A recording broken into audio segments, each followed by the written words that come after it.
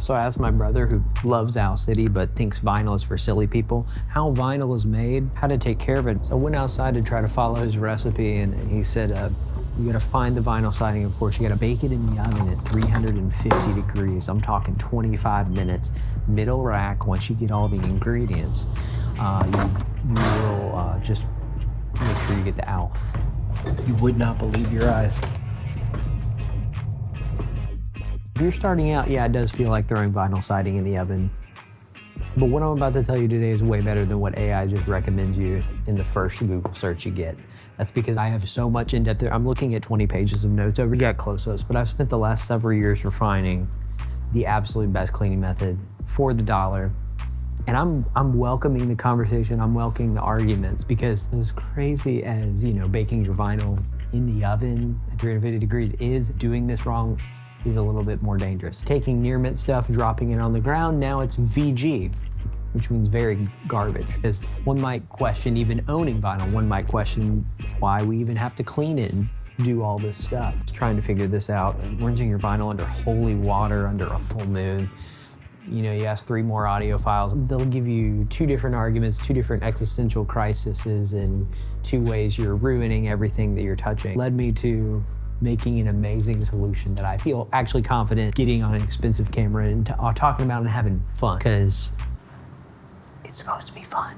So we're going back to chemistry class. I'm actually going to jump right in the video for those who just want the recipe and don't want the why, but at the end, you're going to know all the why. And we don't need Jesse or Mr. White to understand how to do some cool chemistry today. All right, who can use this just in case you need it and you don't want to waste your time? And safety, we got to do those first. Who can use this? It's tested by me, all the records I own. It's for modern vinyl records, not 78s, not shellac. Keep alcohol away from shellac. It'll literally turn it into a Crosby soup, okay? Not kidding, that's what it says. 78s are those ones from like the 1920s, so you don't really have to worry about that anymore. This is the LJC London Jazz Collector. It's for record cleaning machines, little vacuum attachment things. That's what we're looking at today. Manual hand cleaning, spin cleaners, vacuum assisted record cleaning machines, VPI, nitty gritty, okay? I got the budget, you know, 3D printed shop vac attachment this dude in Canada used to make. If it's not required to use the proprietary stuff, check this out. You can use the alcohol of this mixture too. Just note that you might have to lower that concentration to 2 to 5% to prevent off-gassing while heating. You'll smell it if you don't. Okay, section 2. We're section 2 of 7, okay? Safety and chemistry. We have to talk safety. I have gloves, because we have ingredients that you need a little bit of care. This is all just required stuff that I need to tell you. There's nothing crazy dangerous. I'm usually scared of chemistry stuff like this, but you don't have to worry about this stuff as long as you follow these safety things that I'm gonna tell you. Gloves. 3 core components. Steam distilled water. I think this is pretty self-explanatory. It's fine, you're not gonna get hurt. Let's talk about the weird one before we talk about the alcohol. This is surfactant. The bottle's a little squeezed in. This is Triton X-100 concentrate. If you get direct contact with surfactant, the worst that could happen is, I'm reading this information, if you get in your eyes, flush your eyes. If you get it on you, wash with soap and water. You might have dermatitis, you might have skin rash, inflammation, extreme drying. It's not gonna eat through your clothes. You know, wear gloves. If you do get it on you, don't panic. Throw your clothes in the wash. Raw concentrate might leave a thickier, greasy stain. When you're handling the raw concentrate especially, draw it using the precise syringe. What I'm reading is you should be fine, but if you still feel it at all, contact poison control, contact medical. That goes with any of this stuff. You have kids, it gets on kids, same thing. Extra careful, prep your space before and after. And I'm gonna talk about isopropyl alcohol. This is 99% isopropyl alcohol. It is more flammable than regular isopropyl that you use to sanitize stuff. Here's the risk. Your skin's gonna dry if you touch it. It's gonna be a little bit more than regular, okay? If you have long cleaning sessions, it might stain your clothes if you're not laundering it right away. Be aware of that. So what you gotta do, all you gotta do, work in a ventilated area. I got a fan on in the corner, okay? Normal ventilated area. Take your time, wash your hands and moisturize too if you feel super dry. Treat it like gasoline. Keep it away from open flames, keep it away from candles, keep Keep it away from that sketchy vintage tube box that you're probably running in your vinyl room. You know who you are. We're gonna have a fully diluted master brew. We're gonna use this jug. Once it's in here, way less risk. I wouldn't worry at all. Talking even if swallowed. You know, there's children, they might accidentally swallow it. Rinse the mouth out with pure water. Drink 1 to 2 glasses of water to dilute it. And always, if you still feel it, contact poison or medical, and they'll take care of you. Be smart, be safe. Surfactant is super diluted. The alcohol is even 20% of the whole volume of the thing. 100% safe for vinyl, 100% safe for cleaning brushes, microfiber towels, and your hands. So if you get it on you, even less of a worry, launder, wash your hands. All right, feeling good. I have a key on. Oh my God. I've literally dropped record on every single cleaning video I do. People think I do this on purpose. I need a little bond rolling everywhere. Lots of dust on it now. Okay, gallon of distilled water, 99.9% alcohol. That we're talking lab grade. It's gotta be pure lab grade, 99.9%. Still cheap, still easier to find than some of the other chemicals. This is the hardest one to find. This is the surfactant. We are using, after trial and error, Triton X-100 surfactant. We're only drawing in our syringe, a 5 ml syringe. We're only drawing 1 milliliter. That's 1/5 of a 5 ml syringe. Boop. Just like that. All we need, we have 5 steps. Step 1 of 5, uncap jug. The distilled water, not RO water, not tap water. We're going to pour out 30 ounces. If you have a larger squeeze bottle, that's actually more helpful. Mine is only 12 ounces.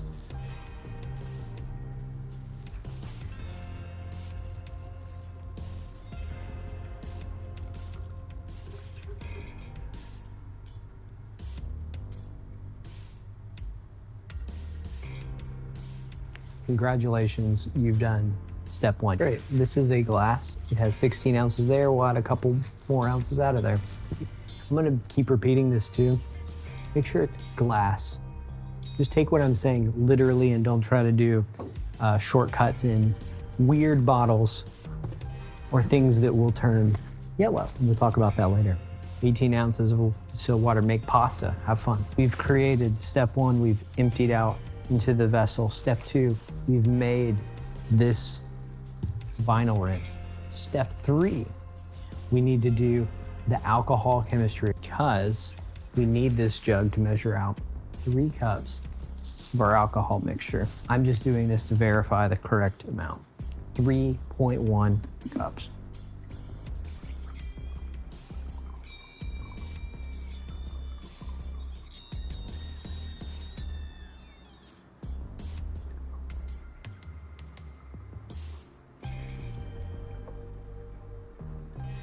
Two cups going in.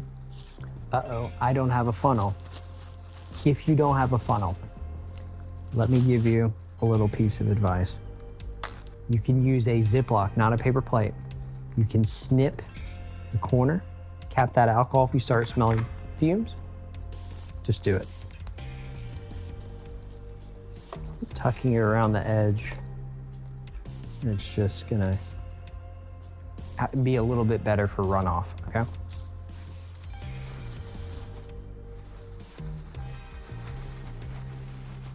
Gloves back on. 2 cups going in. Guide it gently. This stuff is precious.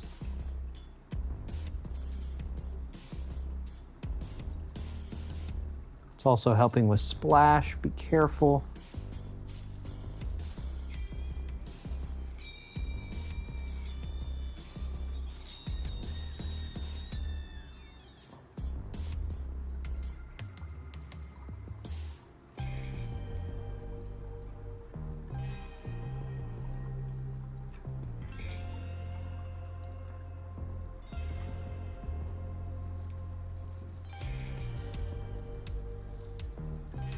Need 1 more cup.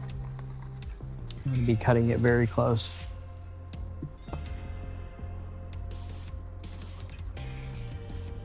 Perfect. 3.1 cups.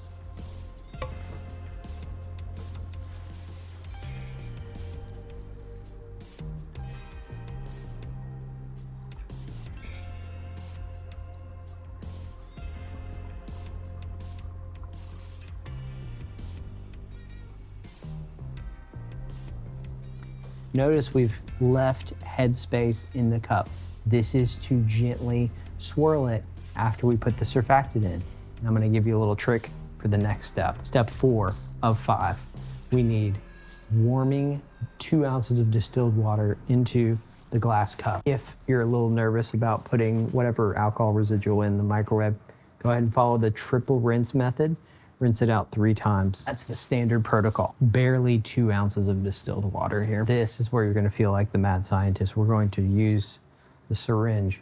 We're going to, I did 10-second bursts 3 times and feeling pretty warm. It's gonna help it dissolve the fastest. So we're going to draw using very careful and over the sink unlatching of this container.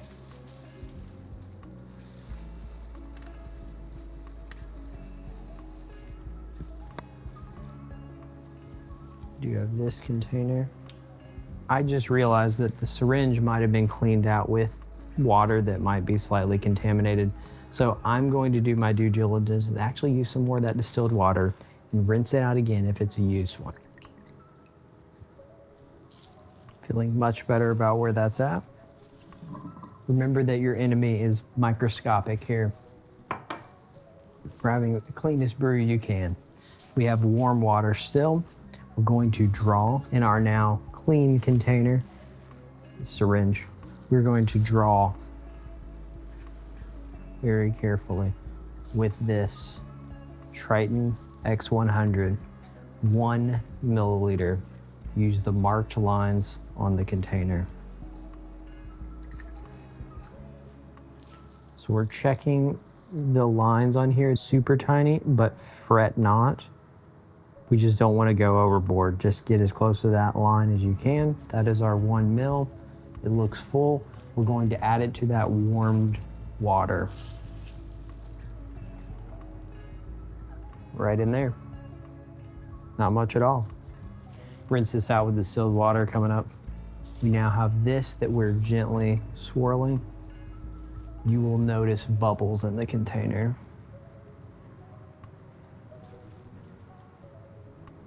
We just don't want to agitate it too much.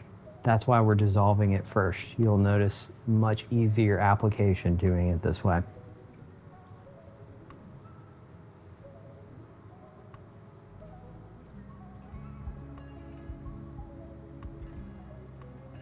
Okay, we've let it combine a good while. Now we're going to add this mixture to the jug. Use a funnel if you want.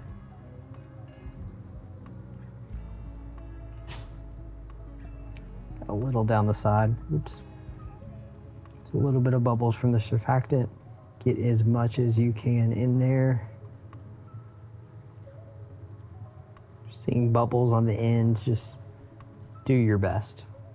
From there, I am going to cap it and gently swirl it with our space that we've created. I'm talking gently. It's very easy to agitate it if it's full.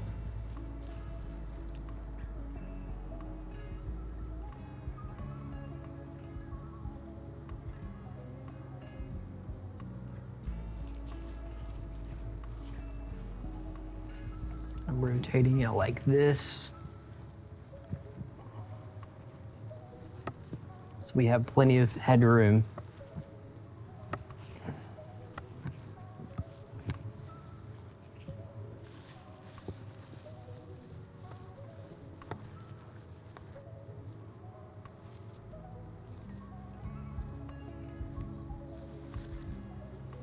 So we did good.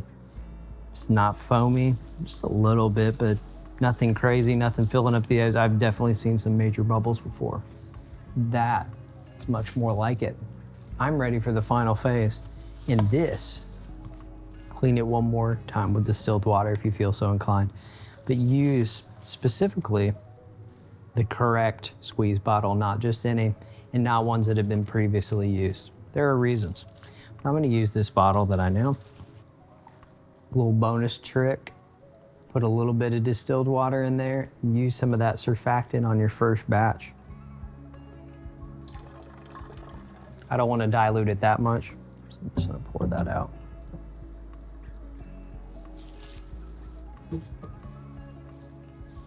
carefully from this jug, which we're gonna keep and reuse, filling my squeeze bottle.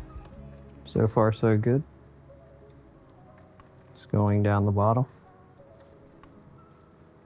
pouring very slowly. I have filled the bottle and we're halfway left in the jug. Cap that and save it. Squeeze tip on this and use it. That's step 5. We've made the brew. Make sure to cap your surfactant, cap your alcohol, cap any distilled water, wash your old glass, your syringe, dispose of your gloves. Very proud of you. You got the rinse, you got the cleaner, you got more if you need it.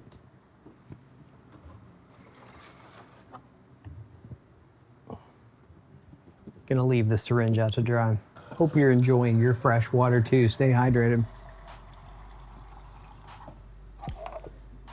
Now should we talk about water? Section 4 of 7. There's a reason for everything. And it's fun to learn about these things. And it really opened my eyes to some things that I just assumed were all right.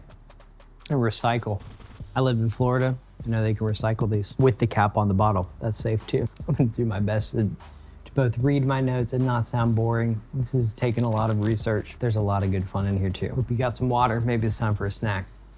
So factory records, when you get them, they're going to arrive with sticky mold release compounds. These are lubricants they use to pop out the hot vinyl from the stamper presses. There's paper dust if you use a cheap sleeve. I thankfully have a polyline sleeve, but there's still dust that can get on it. We're fighting our #1 enemy, and that is static. Pretty much all vinyl, even out of the shrink wrap, has that background crackle. That's what people describe it as. But if you go used, one you've enjoyed and loved for years, maybe you accidentally put it in the oven or brought it outside. It's got all kinds of stuff. It's got fingerprint lipids, it's got skin oils, tobacco smoke, film, kitchen grease, micro dust, dirt, anything you can imagine. It's, as much as we love vinyl, we all see people we love. Noah Kahn just posted a video of his new album. He was touching that thing. Just look exactly like translucent morning fog to you. You can see right through it. Let me see through that. Oh, I guess we're looking at this part first. All right. Tight jeans. Picture of me looking forlorn and mysterious. It looks great, it feels good. I don't understand how the technology works at all. Apparently, if you put a knife in this thing and circle it around a bunch of times, it'll make the sound of my voice. He dropped it on the ground. I just dropped it on the ground with the key on. Oh God. We get it, it happens. But when all that stuff gets on your records, it's literally like a welder wearing that mask, just blazing it and modifying your vinyl. And it can, if we're not careful. But we're gonna hopefully stop it before it gets to that point by doing what we're doing. Sometimes it feels like, you ever done this in your car? You try to do the washer fluid, you got a smudge on there, and it just smears it right across the whole windshield. We're brushing that loose dust and dirt with the anti-static brush that we've been given from our favorite record shop. But are we smearing it around, or are we solving the problem underneath? Do your best and still brush it before cleaning. That really does help as far as your stylus. But over time, it's gonna build up. And over time, we're gonna need a solution to that. Let's go even closer. You ever seen those microscopic vinyl videos if you go way inside the grooves? I love watching like close up. That's what we're dealing with here, and I'll tell you the exact measurements. You're playing an uncleaned record, let's say. It's an acoustic jackhammer to the vinyl. It's a diamond. The stylus is made of a diamond, it's elliptical, it's microline, it's microscopic. That's the point. It's tracking at 1.5 to 2 grams usually. It's normal. It's got a localized pressure exceeding, I couldn't believe this, hundreds of thousands of pounds per square inch. Yeah, you heard that right, I verified that. Seriously, it's at microscopic level. It's grinding minerals into the PVC walls of the grooves of it, and then you're playing it back. It's like a tiny little demolition derby going on every single time. It's like racing around your record too, with every rotation. So as you're picturing that, static is also charging it as we go, and it's just an endless battle. Anything you can actually hear. Groove burn or elevated surface noise. This doubly wears down your vinyl. It wears down your stylus. It It's not fun to listen to. Not great. We might just write it off and say, well, it can't be doing that much damage. People play back dirty records all the time. It's not that bad. So I ran some numbers and I wanted to tell you the cost of just playing it back and not cleaning it. This is what's shocking to me, okay? And I have a cool graphic here, enjoy. I really hope this is clear and simple as just a visual. So I just want you to focus on this first quadrant about the savings, just your equipment and just your vinyl collection. A lot of people spend 40 to 100 bucks on the entry-level stylus just playing stuff back, getting great sounds. It's a great entry point. But then you're bumping up. I just did a video with $250 stylus and a $500 stylus that I still use today. I love that stylus. Here's the problem with that. You wear it down, you have tons of minerals beating it demolition derby style, hundreds of dollars down the drain. It's just from a microscopic thing. That's pretty frustrating. Then you're talking about your vinyl record collection. I will just say 100 records. You might have more, you might have less. Nowadays, we're talking $2,000. We're talking $3,000 if you have a lot of grails in there. You're hunting down the rare variants. And then you see that little chart there. Here's what happens over the lifespan of your collection. All that stuff you bought in your mint, you spent that money for it. You think, I'm gonna save this for 60 years. A lot of collectors, this happened to. They bought it new, even a Beatles record in the 60s. They threw it in the basement. It got some dust on it, got some dirt on it. They moved it. It's now VG. Why? They bought it brand new. Well, it happens with inflation. Congratulations. The $30 they spent is still $30 now, but it's a VG copy. And they're wondering why it's not worth $1,000. That's because collectors are particular and they want it to be in near mint condition. So the way you can preserve it, we've talked about this in other videos, you can put it in nice sleeves. You can take the inside out and put them in nice sleeves.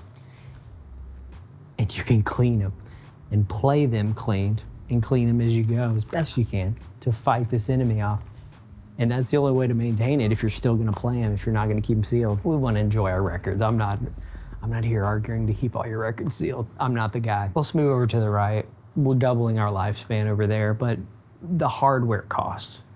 So let's say you do decide you do want to clean your records of your collection, the stuff you value, you want it to maintain its value. I love record stores that have ultrasonically cleaned my records. They do it for a fraction of the cost. They say you have to futz with some of the way they shake, rattle, and roll. They might be causing you problems. You might have warranty issues. You might, they're just cheaper machines. And they seriously do have problems. People complain about them. But when they work, they work. And there's no doubt about that. A lot of respect for ultrasonic cleaning. Talk about ultrasonics coming up. I had great experience doing that for vinyl shoot outs. The nuances of these 8 different pressings of like Phoebe Bridgers albums that I was comparing. I think they were a few bucks a record, and I think I got them done within a day or two, and I'm all set.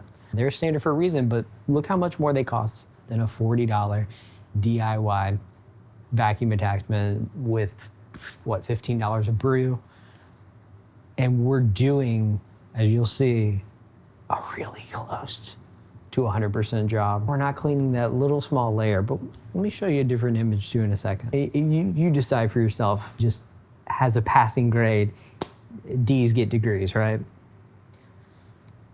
In the third quadrant, when you Google vinyl cleaning solution, they're 50 bucks pretty much. So you do this financial breakdown, you see the costs. I think it's ideal for long-term preservation. Saving your diamond stylus and you're saving your vinyl records. The numbers I was seeing for this was 100 deep cleaning sessions. I don't know if we're talking like that, but if you use a spray bottle, really fine mist, you can actually get away with using this for a long, long time. I think I was wasting a lot of brew. Get you a spray bottle if you want to go even further. 100 cleaning sessions, 15 cents a record. Forget the $1,000 and taking out a credit card payment, like what the heck. We're in section 5. I'm gonna talk about chemistry. Put on this close-up lens. Use some visual aids to guide us through this next part. So water, pure water has a surface tension of what they call and measure in dynes per centimeter. What's a dyne? Think of it as like surface tension, a trampoline effect, right? A tight trampoline.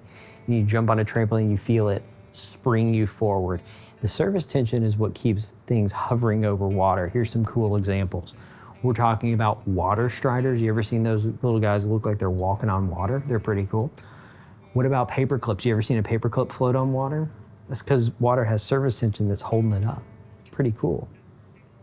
Vinyl grooves are also bouncing on that trampoline. If you tried to clean records with just this water alone, that glow, vinyl and water creates this weird trampoline effect is what I like to call it. It's like watching a pickup artist try to pick up people with bad pickup lines. No matter how hard you try, it's just gonna get rejected. Now this is distilled water, so we have an advantage. But let's talk about the differences between the water. What is water? What are the differences? You ever thought about that? I gravely underestimated this, and it's literally the most critical thing of this whole thing. Okay, this is a great example because I have tap water here, and I have reverse osmosis water here. To waste a little bit, I usually fill it in this container. I live in Jacksonville, so the way we stack up against hard water scale, we're at about 250 to 400 ppm, parts per million, total dissolved solids.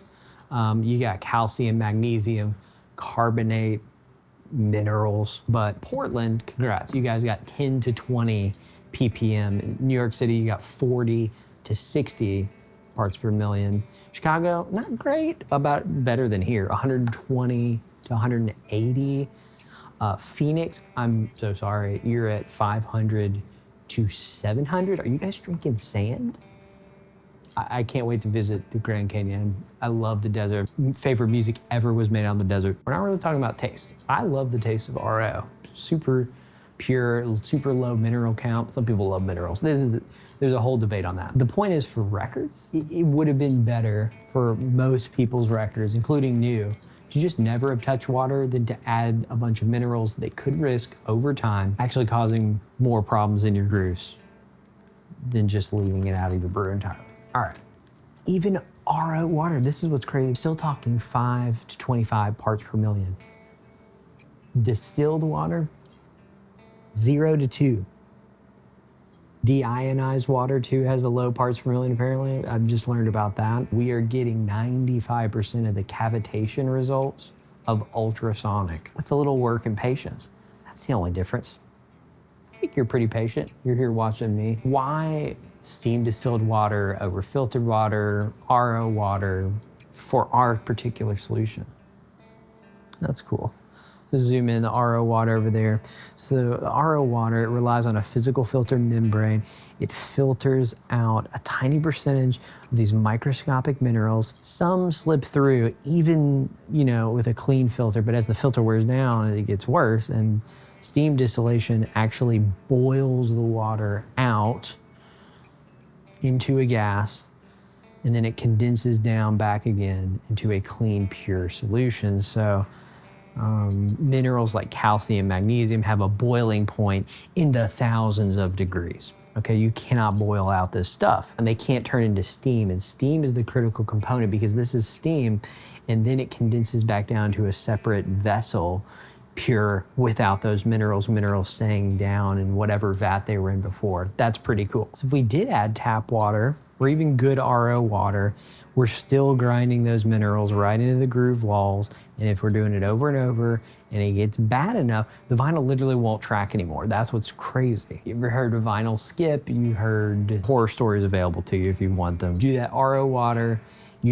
on your record, you dry the record, you let it evaporate off like you thought you were supposed to.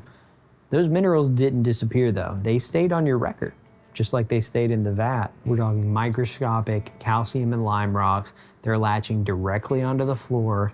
Of the size is 20 microns. I'm gonna show you what that is in a minute. Calcium crystals as a compound are literally harder compound than vinyl. Regular tracking pressures, it's still grinding it into the walls. Showed you in the graph, we have permanent damage. We've degraded the value. And then really all this cleaning is really a waste of time, because what are we even doing here? The damage is done. Cleaning can only take you so far. Like Oppenheimer said, cleaning can only take you so far. I love that movie. This is what people mean when you hear about surface noise and pops and ticks. And stylus is going demo derby style. It's swerving into all these permanent hardened minerals. They're tiny to us, but boulders to your stylus. Meanwhile, distilled water. Now you understand why this guy is doing its job. It's 0 TDS water vapor. rising, cooling, condensing into clean vats, safely stored, chemically protective jug plastic. That's another thing we're gonna talk about later. And this is just the best way to do it. Best starting point for grabbing up that dirt on the record floor. We have a solid base, but it can't do it alone. And that is why we have this cool graphic. It was fun to put together this, and it looks like a lot, but you're gonna understand every single thing on here in just a second. Isopropyl alcohol is a fighter. So why do you need what is called a solvent? 9.9% isopropyl alcohol. Oil, you ever heard like oil and water don't mix? Water is polar.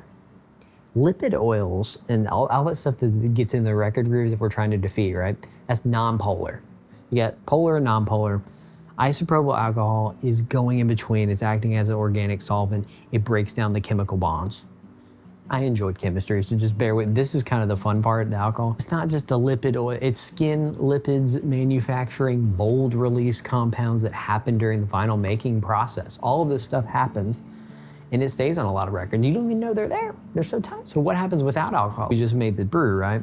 We have water and a surfactant, but let's delete alcohol out of that. The surfactant breaks the surface tension and floats away the loose dust, just like kind of you're doing with your brush. But those stubborn fingerprint lipids, that factory mold release compounds, yeah, we're still glued to the groove walls. Solvent's not there. It's not doing its job of attacking and dissolving those lipids and sticky oils. It's our fighter. So here's another thing I didn't know about, like 70% rubbing alcohol. I love it for sanitizing stuff. We use it for all types of purposes. It's great. You buy from the pharmacy, it's got tap water. We just talked about why we know that's bad. Sometimes it's got aloe, skin conditioners, it's like moisturizers. So you're literally like, I want to remember to moisturize too, but your vinyl breakers still need to moisturize, bro. That ain't gonna make them age any better or worse. We're trying to dissolve these sticky oils. Let's just stick to the 99% grade A stuff. We'll be all right, okay? So when 70% rubbing alcohol evaporates, those extra additives are leaving a thin, sticky film inside your 20 micron grooves. This lab grade 99.9% IPA is zero additives. It evaporates 100% clean. That's what we want. We're happy with that. Ever tried to wash like cold bacon grease off a pan and you don't use like a degreaser or soap, just like the wiper, right? I was like, did you take a shower? Did you use soap? Go back to the shower. You have to wash with soap. Thank you, parents and guardians. We've tried all of these solutions that don't work. You have to have these other chemical compounds that are attacking it at the level it needs to break it down. And what about alcohol and vinyl? Because some people say like, bro, alcohol, people are worried. Is it gonna break down vinyl? It literally strips plasticizers. But here's the thing, it's scary because you don't want to do something irreversible. But do not worry about stripping the plastic on vinyl. We're not dealing with something that has plasticizers. Check it out and research it. Polyvinyl chloride, PVC, unplasticized polyvinyl chloride, PVCU. We're dealing with unplasticized. I mean, no plasticizers have been added. You ever got into high-end guitars? We did a whole video on the high-end guitar series. They don't add plasticizers on a high-end guitar finish because the plasticizer locks in the wood and it makes it sound tight and wrong. So the plasticizers were taken out, and that was the old-fashioned way of doing it. Vinyl is done that way. Plasticizer damage actually does happen though in this thing called your picture disc with your PVC outer sleeve, and that's another thing I didn't know about. So you may even hear collectors saying, take a picture disc out of those sleeves, you're gonna ruin them. That actually do follow that. So those are the plasticizers to be worried about. I don't know why they put it in these picture disc PVC outer sleeves. They literally have off-gassed acidic chemicals that literally get onto the picture disc. And you gotta keep your picture disc in different sleeves because of that, because of these cheap PVC ones. If you don't do it, we're talking a permanent cloudy white film, awful surface noise. People thought picture discs had surface noise inherently because this was happening so often. I think they've gotten better on the material compounds. I think they've worked on some of the PVC pictures, but there's a ton of them that still have them. Still a battle that we're fighting. I would say never put any of these freshly cleaned picture discs back into that sleeve too. You need to put those in another sleeve. I love vinyl storage solutions. I pretty much bought all those. There's materials you need to look for called HDPE and cast polypropylene. That's a lot you'll hear in vinyl storage solutions. Look into what they are. Anti-static inner sleeves, I love them too. They look great. Some of them are crystal clear and beautiful too. So there's very little to worry about anymore. And putting anything back in an old sleeve is a terrible idea. I mean, that's like another shower analogy. You get out of the shower, you put on dirty socks, right? People do this. It's easy to do, and people do it. This is not just in vinyl, it's like old comic books, any rare trading cards, anything in these terrible PVC sleeves. I guess they're cheaper to use, and that was the standard to use for stuff. But it is not preserving it because the plastics are gonna leach out, the chemicals are gonna leach out onto the paper, ruin the ink, bye-bye. Get rid of them. I would say even keep those PVC sleeves if you wanna keep the OG value. Keep them in a separate sleeve and maybe a dual pocket away from it so they off-gas safely. Look into that some more. So thanks for going deeper with me on that. We had to talk about that too. It's time for component 3. When we're talking about surfactants, we got another beautiful image. Surfactants are the scientific magic. Water molecules are clinging tightly on the surface. We're going even deeper now. Hydrogen and oxygen. You ever heard of dihydrogen monoxide? It's just what people call water. Hydrogen is electropositive. Think about electropositive and negative as like the lightning bolt. Hydrogen, lightning bolt, electropositive. Oxygen, electronegative. Hydrogen and oxygen, strong surface tension. This is called the surface tension skin. It's sitting at 72 dynes per centimeter, right? That's the trampoline topper. Now the record groove, the top opening of that, adding water to it, that surface 20 to 40 microns wide. You can see it for yourself, look at that. And it's even tapering down slightly and even more to a mere few microns near the surface floor. 30 micron grooves are literally less than half the width of a single hair. Water is so powerful and feels so large. If we don't add surfactant, it's literally struggling to get down to any of those areas, and that's what you're seeing right there. When we spray that on the vinyl, we follow all the methods. The high surface tension, that 72 dynes per centimeter, the trampoline effect, and the dissolving attack of that alcohol, it's still beating up and creating these like weird beads on the vinyl. I just love that image too. It's just sitting on the surface. We're not breaking down any of these areas that are actually causing the actual surface noise that we're hearing. We broke up loose dust, the tension of the water and the alcohol built a bridge right over top this little tiny canyon for the records of the grooves, and it's trapping these air pockets and the dirt inside of these air pockets and those tiny boulders that were now being raced demolition derby by your stylist. It's a cycle until we add surfactant. Have different surfactants in this bottle. Sometimes they'll include it with kits. We use Triton X-100 in our brew today that we made. 1 drop, 1 milliliter from the syringe, and we're breaking the surface skin. That trampoline effect, 72 dynes per centimeter. The liquid spreads completely flat now because we've broken it down to 30 dynes per centimeter. That's the magic of surfactant. Here's what it looks like in the real world. I love the idea of a strainer. I never get to film in the kitchen. Now I can grab stuff out of the kitchen. So these little holes, right? Let's run the water again. Doing some science. This might drip on the floor, but it's for demonstration. You see how water is clinging onto here. Look at that through the light. Got all these beads of water on here, right? Water is grabbing onto these in this fine mesh filter. I love coffee filters. I love coffee. It does the same thing in coffee filters. So the surface tension is causing this, and it's clogging these holes. It's not actually going through the strainer. It's actually sitting here, and I can just hold this here and it would just stay here. That's surface tension. But if we add 1 drop of surfactant, it's gone. You could spray this right through and it'd be gone. You wanna try it out?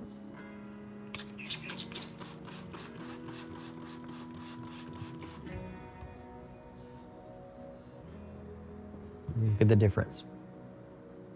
It does smell like alcohol, but look at the difference in the texture of the beads. It's clear. I just did that live for you. Now I'm gonna wash that. You can also think of it like this. I got another strainer here. This is now what we've turned that filter in. We've turned it to such a wider array so the water could just go right through with less surface tension. Love that. We could literally glide right through. I'm going right through it. On the record, there's surfactants forcing the stopped liquid in this bridge that's being built. It's clinging onto it. It's built above, just forces it down through and broke the bridge. The surfactant, what's really cool about this for our particular brew and not the ultrasonic brew, we're actually winning. Water cavitation alone struggles with heavy oils that are on your record unless you add enough alcohol and you wait way longer. Apparently almost double as long. I've never done it. It's not super duper effective in this particular way with heavy oils. You're not even getting the heaviest ones at all. In the mold release and the factory film, we actually win in this method by 10% over ultrasonic. That's how we're getting 95% of the way there. We're losing in other ways, but we're getting 95% of the way there. No, it's a bold thing to say, but we got the stuff to back it up. I want you to read this cool graphic, you know, Alton Brown and like Food Network TV shows. He'll put on like a cool thing and he'll walk away. I'm gonna do that, because I love Alton Brown.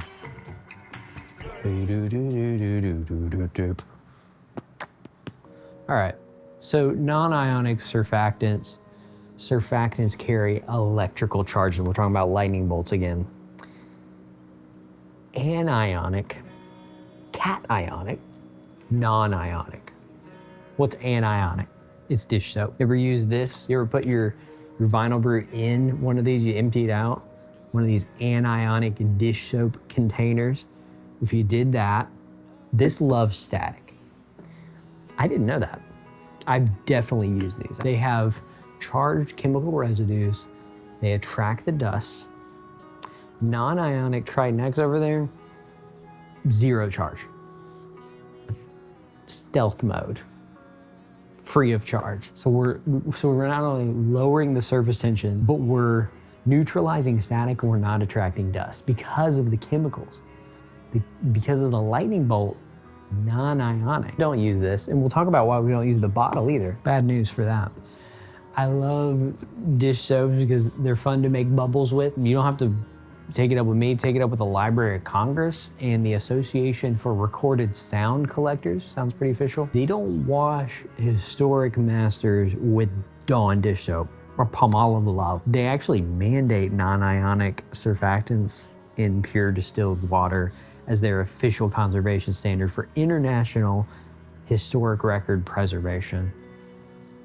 So what about Triton X versus these PhotoFlow, Ilfitol stuff? And I love photography. This is also a surfactant that people like to use for this. Triton X-100 is 100% pure raw concentrate. Octophenol ethoxylate. Ethoxylate. Octophenol ethoxylate. There we go. It only took 8 times to get it. People who want to sound smart, but they just read some smart stuff online. We're not going into that. If you photographic wetting agents, Kodak PhotoFlow, Ilfitol, heavily pre-diluted aqueous mixtures in water, and they got to use water for the photo developing reasons, but this is all diluted. So when you're diluted, it means you got to use more of it because it's not doing enough. Well, what happens when we're adding more than what you need? That's what this picture is illustrating. You're adding 15 to 20 milliliters instead of 1 milliliter just to get the job done. So if you're not using concentrate, you got gummy sludge. You can imagine, you're turning up the turntable. It's literally an avalanche of sludge, more damage, more value loss. And it's maybe not that dramatic immediately, but eventually you're gonna hear distortion, muffly, noisy, surface noise, blah, blah, blah. That's the accuracy and the power of just a little Triton X-100 versus overdoing it, and that's why we're using that little bit. So here comes the weakness with all of the stuff we just talked about surfactant. This could be actually the difference maker between pure noise-free vinyl and getting like sort of close. This is the limitation versus ultrasonic. Ultrasonic is really cool, okay? They use it for high-end jets, high-end jewelry. They use it for tiny, super expensive electronic stuff. Tons of cool videos about that, but we're talking about vinyl. So zoom in with me. Use this as reference too. So picture on this left side, those are way zoomed in, like one of those soap commercials of the scrubbing power. So if you're using your velvet or microfiber brush to clean records, those fibers that are super duper tiny, we're still floating over that tiny little deepest groove that I said at the top was 30 microns, but on the groove floor, we're still at 2 to 5 microns. And if you have a good stylus, which we talked about in the other video, this is stacking onto that, we're actually able to hear that little noise that could be trapped in the groove. And that's the limitation that we're dealing with, is trapped microgrit, and we can't get it out. The best chemicals are not pulling it out and vacuuming it out. We gotta have a little more power. We just do. You just have to have more power if you're gonna get it out. The ultrasonic cavitation power. This is the deepest clean. These are the microscopic vacuum bubbles. Love this. You use these ultrasonic sound waves, literally vibrations, in these really upper frequencies, 40 kilohertz, 120 kilo. This is like dogs can only hear that sound, right? High temperature microjets, that's what it creates, these bubbles. And so what we see then is these localized shock waves. It's touchless cleaning. It's creating all this with sound. And you don't even need any physical material. And that is literal magic. Like, science is literal magic. This is subatomic. It's cleaning out everything. And that is the deepest layer that you are paying the extra hundreds of dollars for. Choice is yours. So talk about the different micron levels, 10 to 20 microns. We can't get down to the 2 to 5 microns. But we use cavitation. All of a sudden we have ridiculously spotless clean vinyl. We're physically getting it out. No matter what, it's forcing it out with the power of vibration. But ultimately, to sum up this section, the goal of surfactant is to drop that surface tension below 30 dynes per centimeter. We're letting that liquid lay completely flat. We're getting as far as we can. We're dissolving as many oils, lipids, weird stuff as we can and float it away. That's all we're gonna do. Section 6, we're gonna talk about containers, plastic, and storage. So come with me to these containers. Another very fun graphic. We're addressing the flaw containers and soaps. Here's the deal. Dawn soap, we love it. Great for ducks with oil spills. Oil spills. They happen more than you think, and for whatever reason, there's always a baby duck by them, even though they're in the middle of the ocean. And we certainly didn't steal this duck from one of them duck neighborhoods. Darn dish soap. What is this commercial? It's not what we need. Those ducks are adorable. If you're a 1977 pressing of Rumors, you're turning Stevie Nicks into muffled mud and a gummy mess on yourself. Just don't do it. Just leave it out. We're talking dish soap, Windex bottles. It's got this sticky acoustic dampening film. Ammonia and glass cleaners react negatively with vinyl compounds. I have heard record stores use, and this is good that they use this, sprayway on jackets. Sprayway is a really gentle glass cleaner. And you put it on a paper towel and you only wipe the jackets a couple times and you wipe them off quickly with a dry. And do it on ones that are super dirty and not the record itself. It still can lightly damage some record jackets too. Be careful. But I've actually had good experience doing that, and it does lift some of that dirt off, and it does it very gently. But if we're talking about cleaning too, you can't skip the rinse. If you're using a pure rinse and you're adding all these extra materials in, you're not dissolving the dirt, it's floating in the groove floor, you're redepositing it, even as it's drying. It's like soaping yourself up in the shower and you just stand there and dry off. You gotta rinse it off. Scrubbing across the grooves too, just as a note. You got all these dirt particles, you gotta go concentrically along the grooves. You're causing micro scratches if you don't. Just be delicate on any of the cleaning stuff. But now we gotta talk about the bottles. You can't use these cheap PETE plastics. They're great for recycling. Got these chemical compounds that are contaminants. It's dissolving more plastics in the grooves. I even used this bottle. Can't believe it's got a peppermint lavender residue now on the Stairway to Heaven. I'll take the L. I failed. That's on me. You need a clean container. I use dollar store sprayers. Any bottles I can find that I can use. This was a completely white bottle. It's not just the lighting too. I'm gonna block the lighting. This is yellow. This is yellow from not being capable of containing what I was putting inside of it, and this is ready for recycle. I have to recycle it immediately. Pretty sad. Residual oils, scents, all these things that cleaned it, the plastic lining, and there's no way to get them out. I'm gonna stick to clean bottles. Here's the correct choice. High density polyethylene. Like I mentioned, HDPE2. This is what that is. This is the heavy duty Ecolab bottle. Bought this new. I know when I bought it, it was only used for water. Rinse it out with distilled water, and I sprayed it out a few times, several times in the sprayer. It's clean. It's the exact material used to store laboratory solvents. It's a dense polymer chain. It won't break down. It won't leach additives into organic fluids. Glass or chemical rated HDPE, that's what this is, keeps your solvents 100% pure. Pure. I like saying like pure.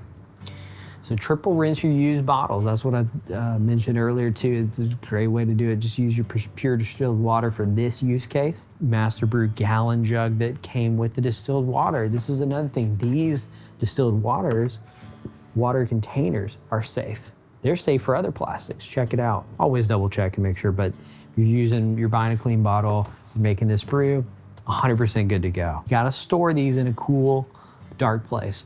Is a garage cool? Not in Florida. Is it dark? Yes. You got a window? That's not a dark place. That's sunlight. So you gotta be away from windows, away from the garage. There are reasons for that, okay? Direct sunlight, direct heat, UV light. We're accelerating the degradation of the organic solvents in here. We got evaporation if it's not sealed tight. You gotta protect it. Isopropyl alcohol, super volatile. I mean, we got 100%.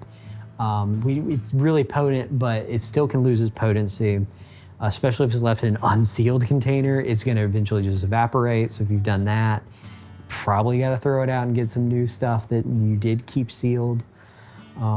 If you alter that precise 80 to 20 water IPA, you're lowering the solvent power, so keep that in mind. And you might have to use more of it, and then you're spending more money. But we save money. These things are trade-offs. If you transfer any of these solutions into unrated soft clear plastic bottles, any of the other ones we talked about, you're risking it. Alcohol can leach soft, they're called phthalates, out of these plastics right into your liquid. It's a huge mess. I didn't know any of this stuff, man. Isopropyl alcohol. It's a natural antimicrobial preservative, so it's not building up microbes, yay. HDPE2 or glass has technically, scientifically, an indefinite shelf life, but we're talking 2+ years, usually without spoiling, growing algae or breaking down just because of, like I said, reasons, evaporation and not being as potent. That's the real reason. So I've gone through literally everything we need to know about it. I hope you enjoyed the graphics, and I hope you enjoyed all the information. If you have any other questions, leave them down below. I'm gonna wrap this video up with a little conclusion. You've made it to the end. Welcome to section 7. Why would you spend $1,000 on an ultrasonic vacuum record cleaning machine when you can get a $15 solution and $40 vinyl vac? Maybe you could spend a little more on this little 3D printed one from Canada, eh? But you're getting 95 of the acoustic results. Showed you why. And so we're not just making up numbers. I actually wanted real results for real people. That should be a tagline for a medicine company. The hardest thing to get over in this saturated space of hysteria and clickbait is that we're trying to cut through the noise of what is this and how do we use it? The good stuff gets buried a lot of times, and not just in the vinyl community, the good stuff is getting buried across. I think you know which communities. We need each other. I miss the library. I miss the library energy and accessibility and relatability and a good feeling of learning. I've always wanted to keep learning, refining ourselves. And sometimes the internet and modern life in general, we highlight a clip in vertical and we try to make it super relatable and quick. And we forget that sometimes just spending a little bit more time, maybe even 30 minutes, just a little bit longer form of a full explanation does it better justice, because we spent years to fully synthesize this stuff and there's not enough time in 3 minutes or less to explain all of the depth of what we learned. But I think we're holding ourselves back, but maybe the 3 minutes get you hooked into actually learning the depth of this particular type of stuff that took years to fully comprehend. And the system is also created in that way. Yeah, we did it. We watched a 3-minute video. That's why I've enjoyed making content like this, because my role in this has always been breaking stuff down, making it easy to digest, making you feel heard, I think. And I think there's so many weird ecosystems in our generation that try to muddy the fun out of just like enjoying spinning vinyl. Helpful and realistic without marketing hype. And I really hope to maintain that, even if I'm partner with businesses, that I maintain purity in myself, in what I believe and what I think is genuine in a world that just doesn't feel that way anymore. People are what make it worthwhile, man. I'm passionate about stuff that makes you feel real. That's why I love the vinyl community. I've always loved music. I love that this stuff that we just showed you today is backed by real chemistry. I love sharing the many full moons of info. And I think it's helpful to document that so I can go, what did I do back then? Oh yeah, that was what I did. And it's right there ready to go. So that was my favorite part of academics, I think, in school. Hanging out with friends and working together on stuff too.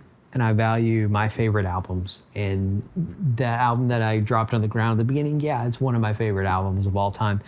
But I try not to be precious about stuff, because as much as I do value this stuff, it is just stuff and people are way more important. And it makes me think of the people who made this stuff and the experience that we're getting.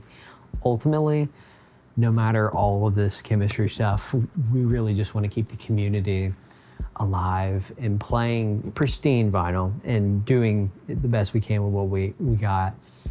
We want strong needles. We want strong diamond styluses for decades to come. You know, maybe some of those of us who get why we love vinyl so much, because we're able to slow down and enjoy it some more. We're able to process things, because in an era of mass consumption, we're slowing down and taking the time to enjoy this stuff. Whole artistic experiences that we're given that are precious relics of a time that we're going to continue to look back as more than just nostalgic appreciation. Keep on grooving your way.